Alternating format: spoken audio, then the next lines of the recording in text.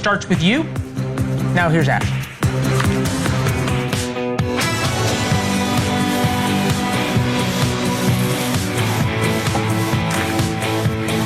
Not gonna lie, I'm a bit of a mess. And the reason I'm a bit of a mess is that I've been in 2 courtrooms all day, mostly virtually, but I was not gonna miss a second of Lori Vallow because I predicted that it would take less than an hour to find a verdict, a guilty verdict in her case. I was wrong, but it wasn't very long. It was under 3 hours, and they found her guilty. The fascinating thing is that the jury that made the decision in under 3 hours to find that lady guilty of killing her husband did not know that she already had killed 3 other people. How do you like that? We kind of wondered. We wondered if they just remembered the news. We wondered if they'd heard about it. We wondered if just they'd put the pieces together during this murder trial that she'd already killed her children and she killed her boyfriend's wife and then married the guy. They didn't know. At least a few of them didn't. We're going to hear from some of those jurors tonight as to why they found her guilty anyway. Did the right thing. And then also the other courtroom I was ping-ponging back and forth was Karen Reid. It's on, y'all. Today was day 1 of the official evidentiary part of the Karen Reid retrial. That sounds boring till you see this.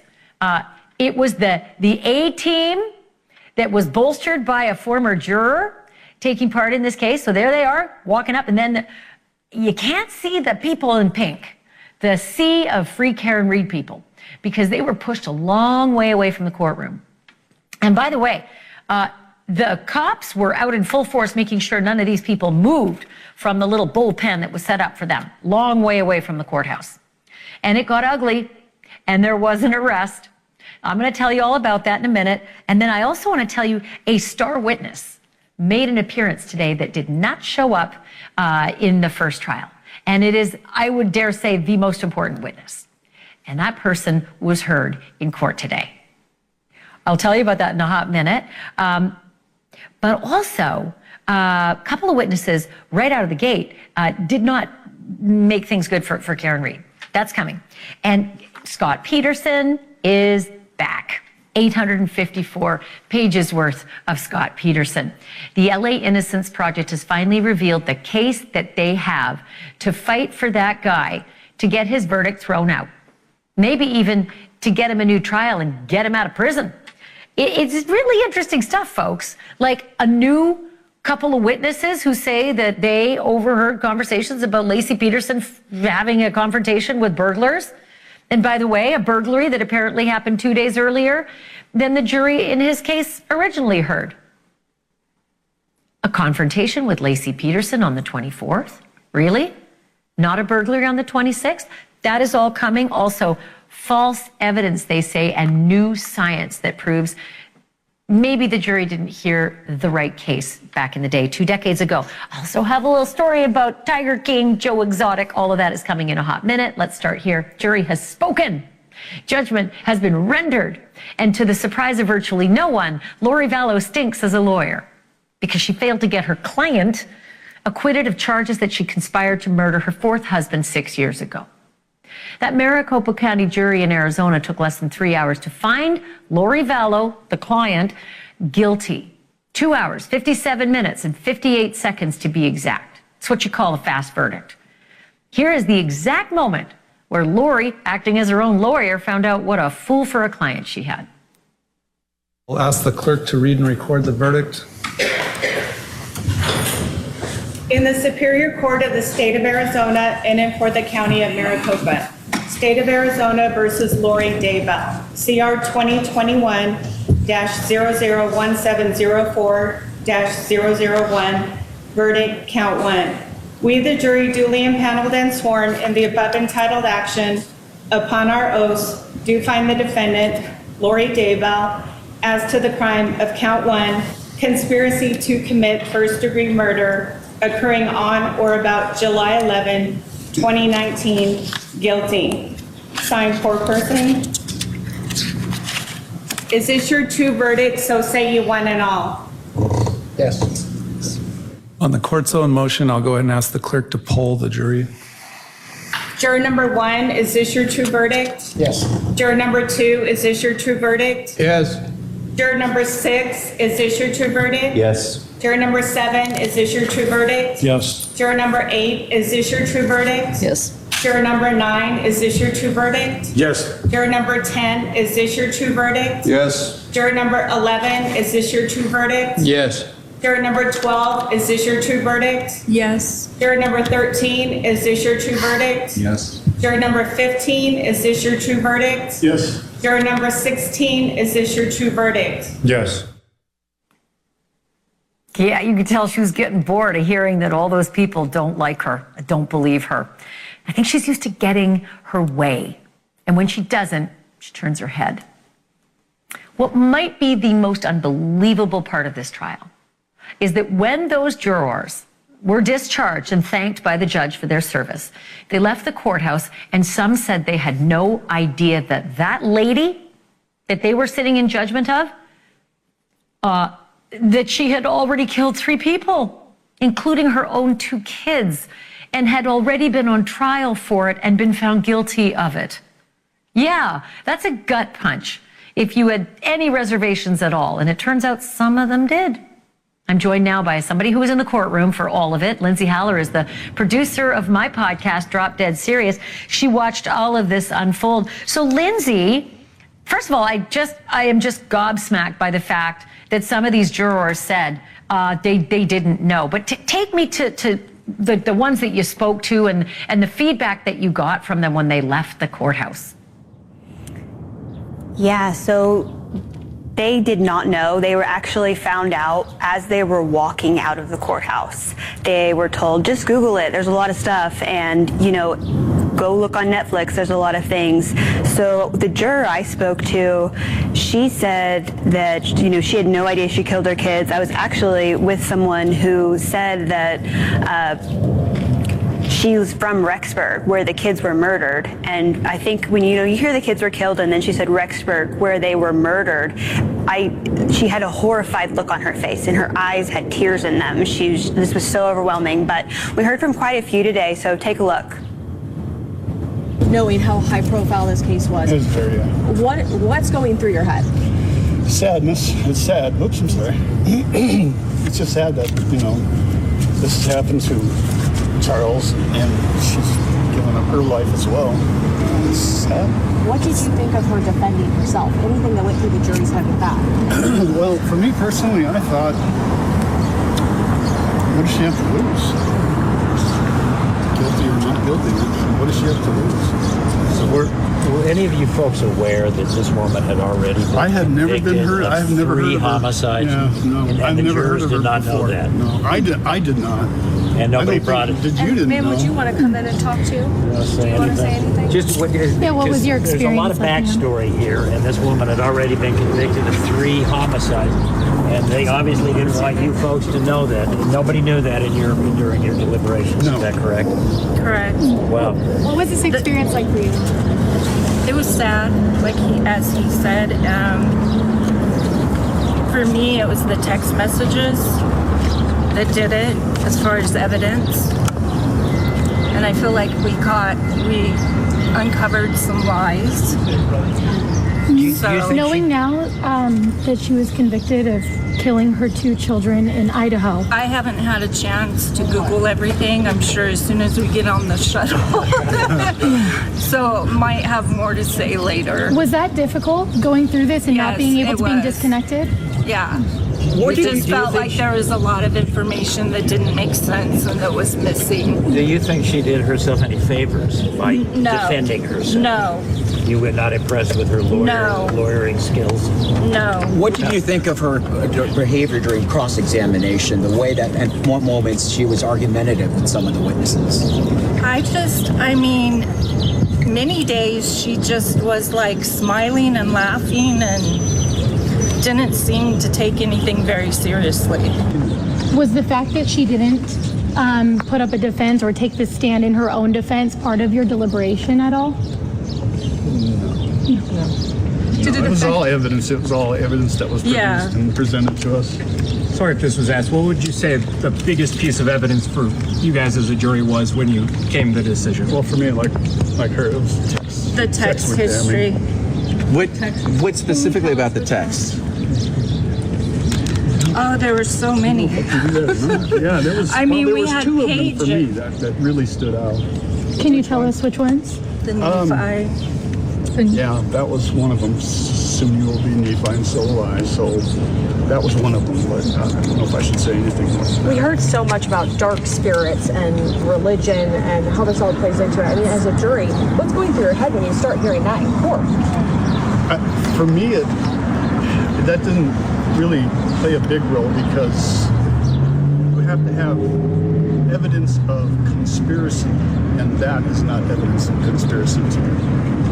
Was it unusual for you guys to see? I mean, you're talking about her brother Alex, the guy who actually did was the trigger man. So many players were referenced in this trial, and you never saw them. You never heard from them. That had to be confusing when you guys got back in the jury room. Yeah. Yeah.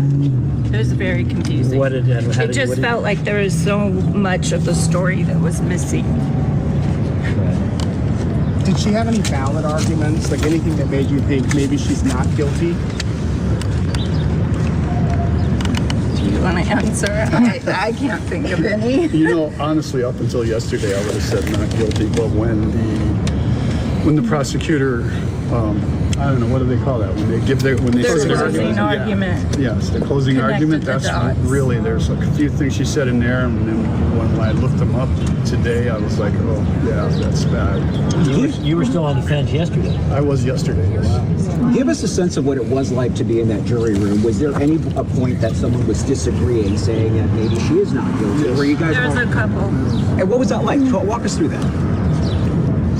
It's just a matter of, you know, adults working things out and going through all the evidence and figuring out, you know, what we thought, what we were going to come to an agreement with. So. To learn now that everyone that was in that house that day, minus Daybell, is all not with us anymore, is dead or has been killed. I mean, what is that like to hear as jurors walking out?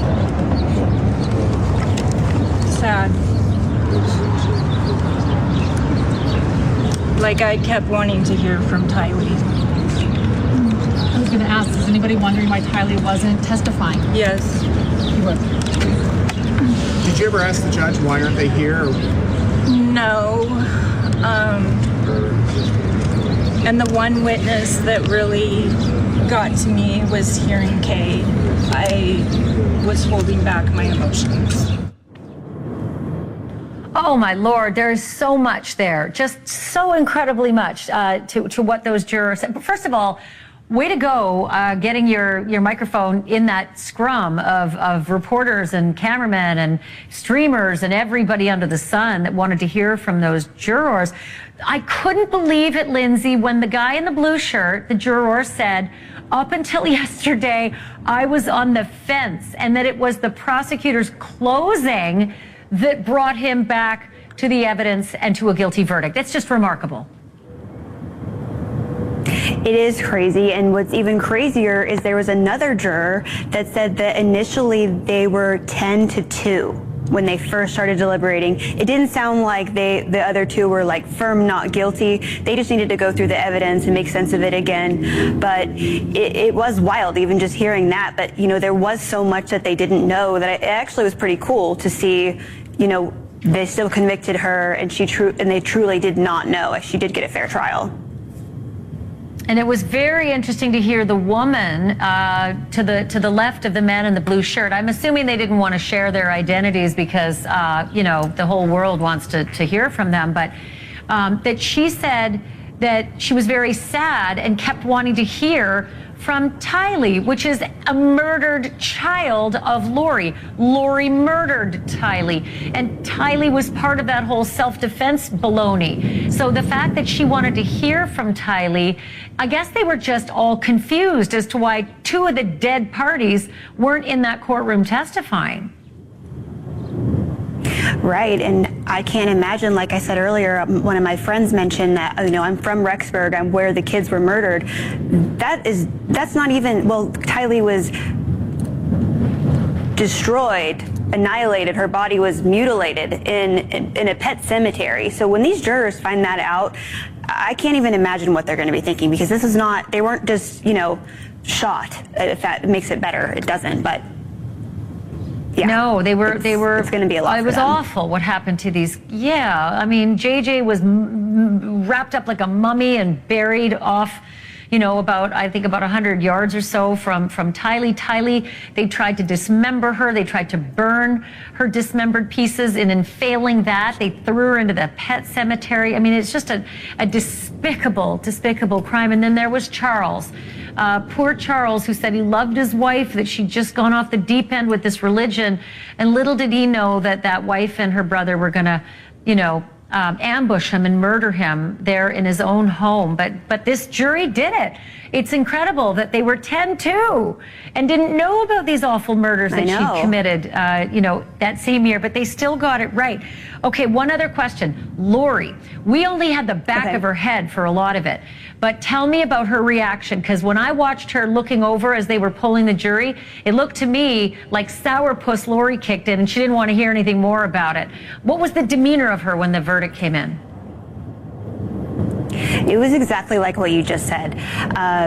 She seemed upset. She wasn't nearly as talkative or cutesy or flirtatious. That was gone. In fact, the state was going to move into an aggravation phase, bring the jury back in, and was this a dangerous crime? Did it meet these aggravating factors? And Lori said, no need, I'm going to stipulate to that fact. So she, in a sense, didn't even want to hear any more people saying guilty, or that was just my impression. She probably didn't want to hear any more witnesses, like family members, come in and, say what they really felt about what what she'd done in her past, etc. Maybe she just thought, you know what, wrap this all up now. I heard her excuse was it's the same penalty anyway, so who cares, I got to wrap it there. Hey, Lindsay, thanks for doing that, and thanks for running. I don't know how exhausted your arm is trying to get your microphone and camera through that big scrum, but I'm glad you did it. Thanks for that. Appreciate it. I had help. Thank you, Ashleigh. All right, Lindsay having to sit through that 2 weeks of that trial as well. Okay, it's been a busy day in court. If you thought that Karen Read's army of supporters had lost a little faith or any interest in her case, you don't know Karen. That circus was back in full force outside the courthouse today for the kickoff to her second murder trial. And a star witness made an appearance in that courtroom right off the bat, one who did not testify the first time round. We're going to have that and a surprise arrest that was made outside the courthouse. It's all next.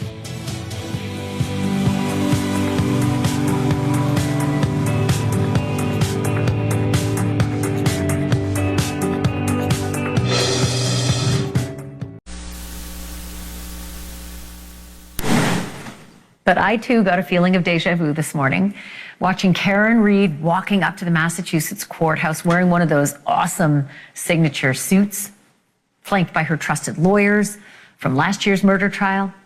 And if you followed that case, you heard a lot of testimony that she killed her boyfriend, John O'Keefe, a Boston cop. But you also heard a lot of evidence that maybe John was killed at a party by some fellow cops and that Karen Read was being framed for it. Folks in Dedham, Massachusetts are really split on this case, and they are loud about how they feel, showing up at the courthouse with signs and even bullhorns. It got so bad last year that the judge pushed the protest zone even further away from the courthouse. But no matter, the Free Karen Read Army, they were back today, and so hell-bent on being heard that one of them was actually arrested today.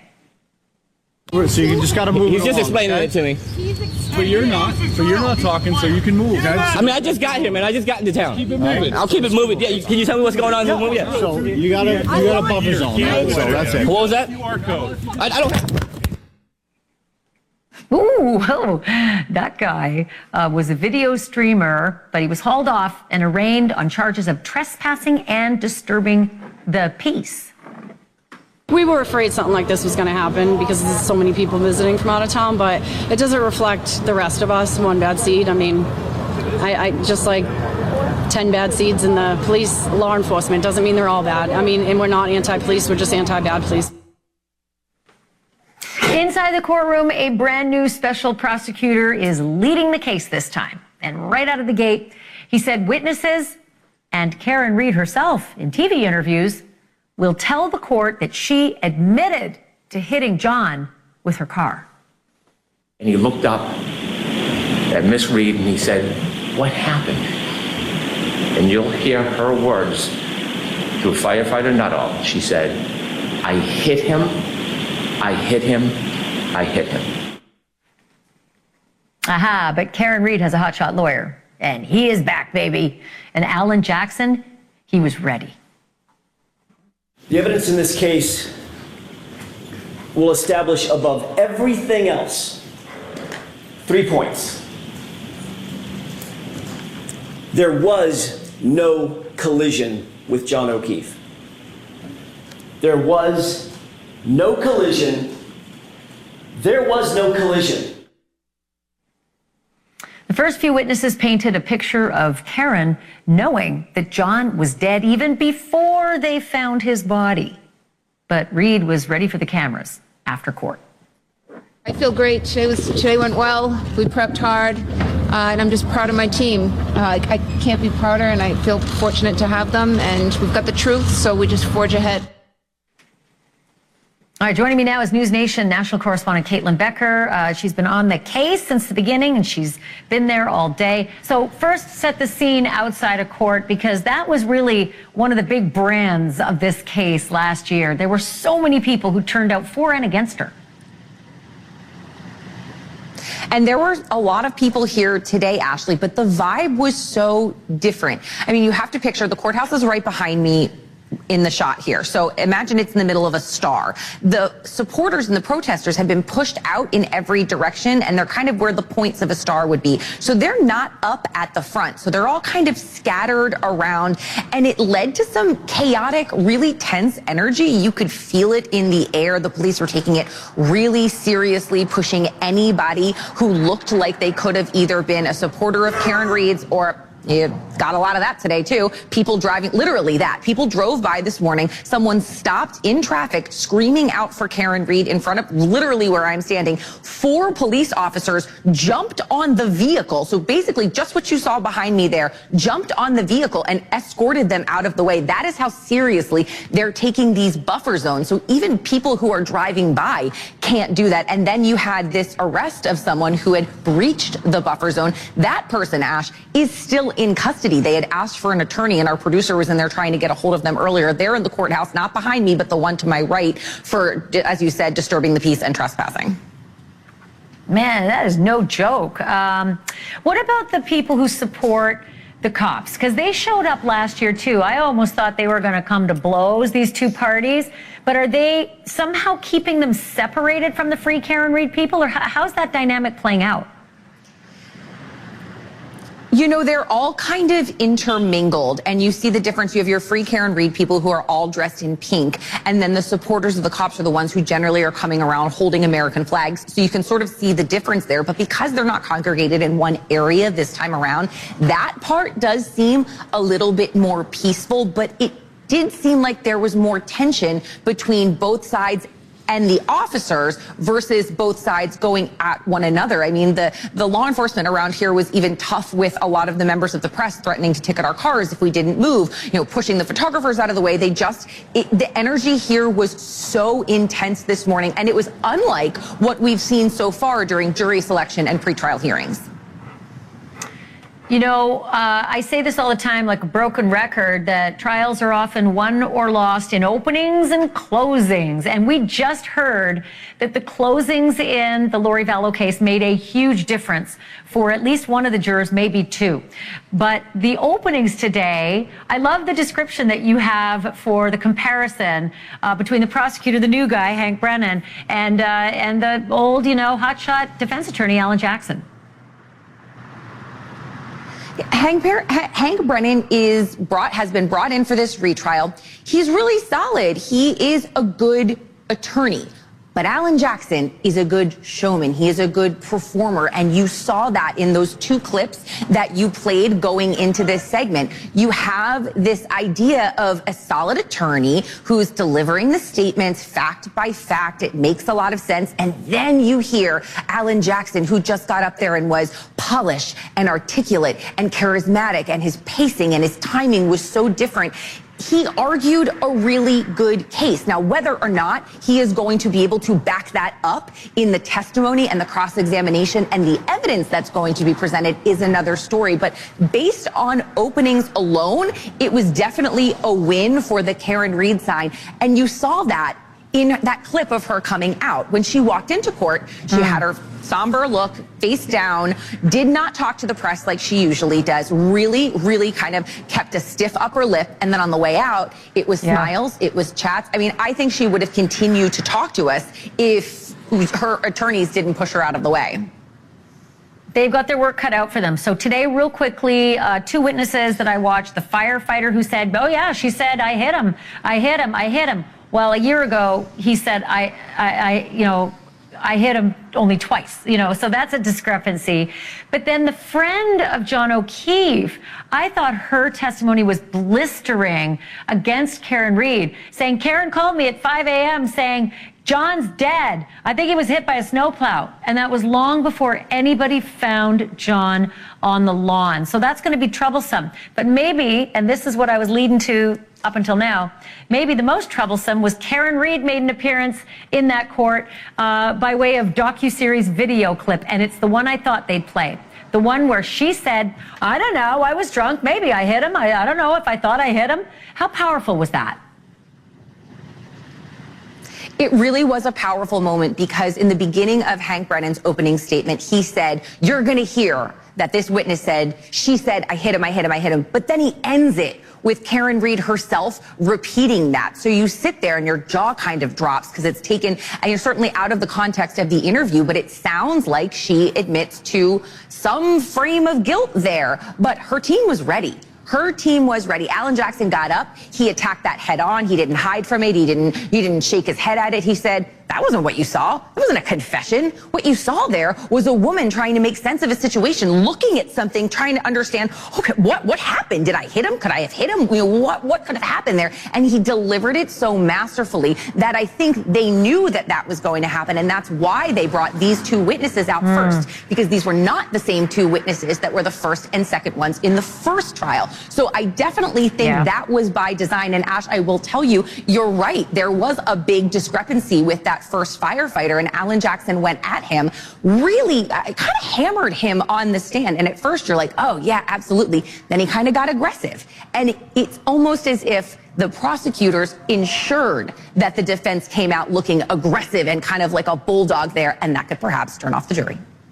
Well, whenever you have the defendant herself and her words being played in court, and likely she won't take the stand, it's pretty powerful stuff. And Alan Jackson, you're right. He is always ready for it. Caitlyn, thank you for this. I'm going to come back to you tomorrow to find out what else is on tap. Thanks for this. Thanks, Ash. Okie dokie, folks. Coming up, we knew Scott Peterson had a powerful ally in the LA Innocence Project, but we did not know how powerful until this week. The group has just unloaded the results of its 17-month investigation into the murders of Lacey Peterson and her unborn son. And their court filing is as long as a Grisham novel. Parts of it read like one, too. But is it enough to get Scott's conviction overturned? I will ask his former attorney when we come back.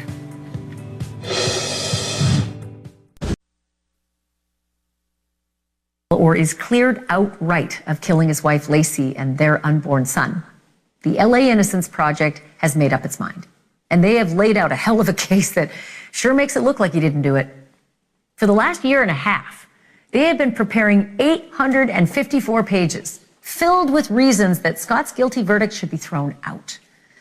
Their case is bursting with new purported evidence that allegedly, and I quote, undermines the prosecution's entire circumstantial case against petitioner and shows that the jury relied on false evidence, including false scientific evidence, to convict him. Can I just say that if the people from the Innocence Project ever decide to take up your case, Let them. I will not sit here and pretend to have read all 854 pages. I did the Cliff Notes. But I can tell you that much of it centers on a burglary in Scott and Lacey's neighborhood, right around the time that she disappeared. What's new is that the filing says it happened on December 24th, Christmas Eve, the day that Lacey vanished. And not on the 26th, as the prosecutors told the jury. The filing also says more people were involved in the burglary than the two men who copped to it. And it claims to have uncovered a witness who heard the burglars talking about a confrontation they had with Lacey after Scott had already left for the day. And that could not have happened if the prosecution's timeline and theory of the case is correct. The Innocence Group says it has evidence that links those burglars directly to a burned out orange van that we've talked about before on this show, inside of which was a bloody mattress. And the group says that it can prove Lacey's body wasn't dumped where prosecutors said it was dumped, the very spot where Scott had been fishing in the San Francisco Bay. There's still a ton to unpack, so I'm thrilled to be joined by a man who knows this case better than anyone. Scott Peterson's former attorney, Mark Garagos, also friend of the show, and guy who knows a lot about the law, generally speaking. So, inside baseball and outside baseball, how big a deal is this? How new is this stuff? Well, there's quite a few things that jumped out at me. I always remember when we started that trial, you may remember over 20 years ago, the prosecution's theory was that Lacey was killed on the 23rd. By the time we got to the end of the trial, almost a year later, they had conceded that she was alive on the 24th, which was the only thing you could do. The evidence showed that clearly she was alive that morning, and we figured that out just by the cross-examination of the forensic expert. But the thing that's particularly galling for me, having tried this case, was the fact that that orange van was found in such close proximity and that it had been set on fire. And they knew, the prosecution knew, I put it on the record repeatedly, and even more so, my then partner and co-counsel, Pat Harris, was fixated on the burglary across the street. I mean, that was his theory, his working theory the entire time. They knew that's what we were looking at, and this petition details how the prosecution worked to avoid giving the defense any of this stuff in real time. That is what galls me about this.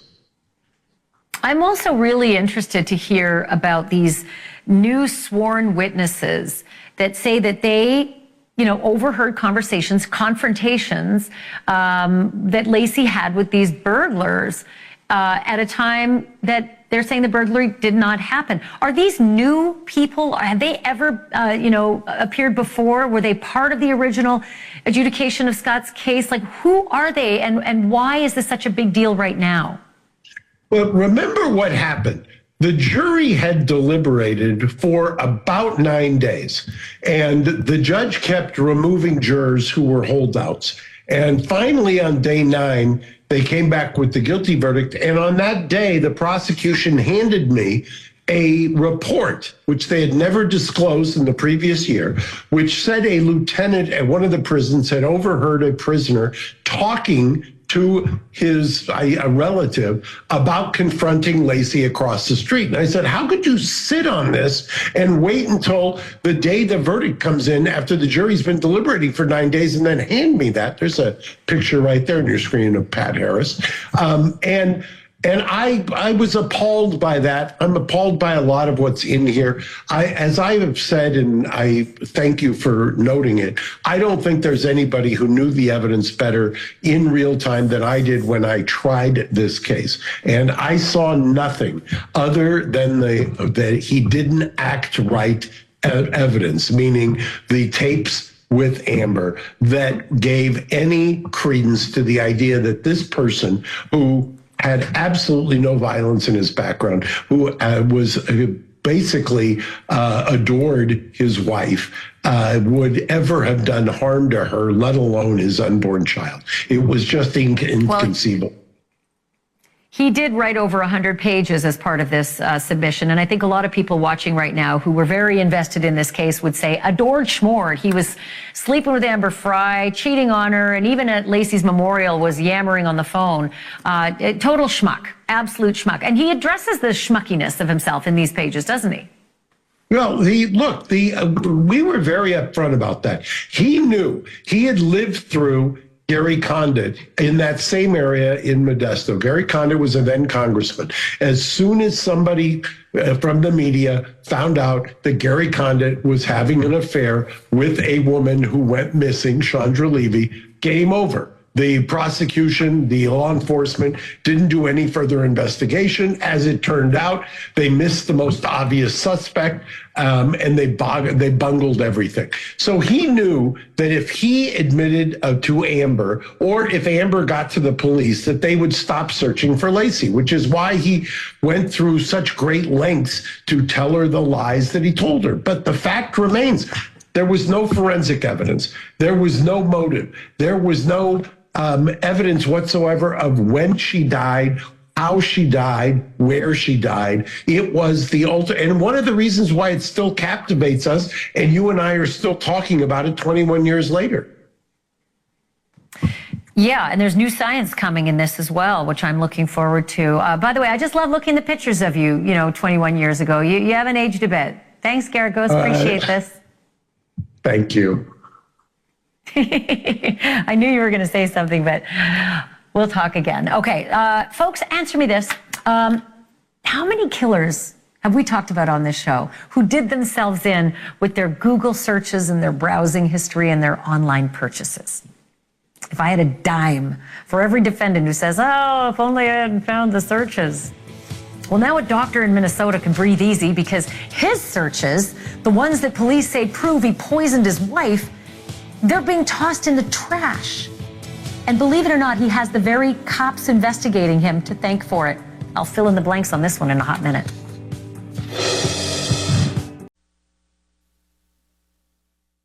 Died of food poisoning in August of 2023. Something didn't sit right.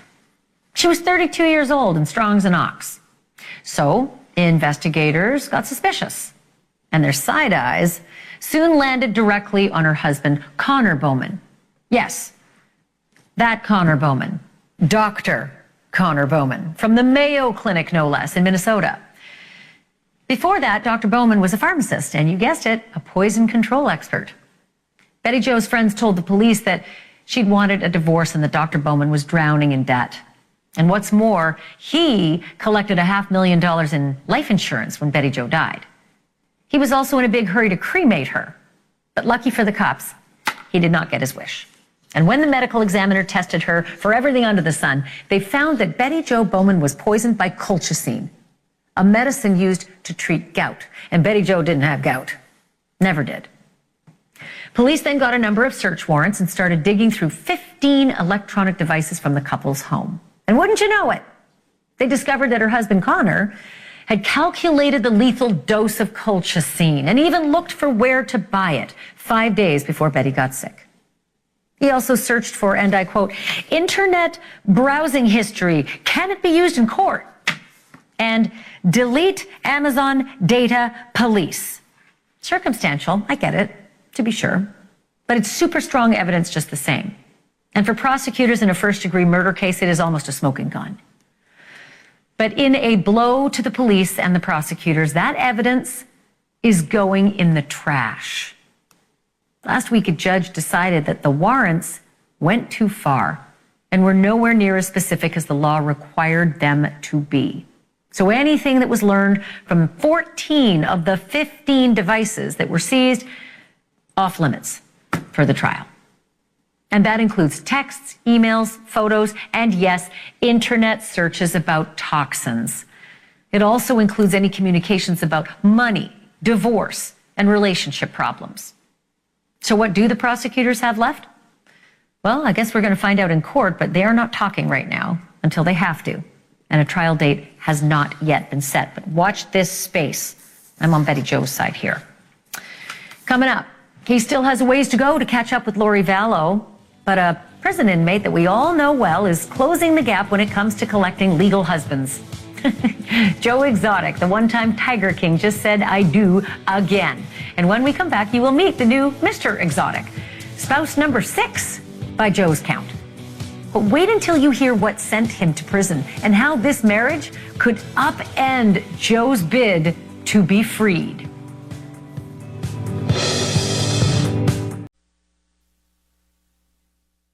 Officially off the market for the 6th time. The gun-toting, mullet-rocking Oklahoma zookeeper who's shot to fame as Joe Exotic, the Tiger King, has just announced that he is married again. I know, it's hard to keep track of all 6 husbands because not all of them were formal. A decade ago, he actually married 2 men at once, unofficially, in a ceremony that you can still find on YouTube. But this time, Joe Exotic has tied the knot in Texas, in the prison where he is serving 20-plus years for hiring a hitman to kill Carol Baskin. Carol Baskin was his rival, and luckily, she is still alive and well, as is Joe, who's now 62. And while missing his guns and his zoo, he still has his mullet. As for the new hubby, this is a 33-year-old fella. He's locked up right alongside Joe, but his crime is human trafficking, i.e., slipping himself and a half dozen other undocumented immigrants into the United States from Mexico, which could be a fatal blow to Joe's other driving passion, and that is getting a pardon from President Trump. You know, Trump not being so big on the whole illegal immigration stuff. So the only thing I can say to that is that this marriage must be love, because human trafficking? That's it for tonight, everybody. Thanks so much for watching. Check out my podcast.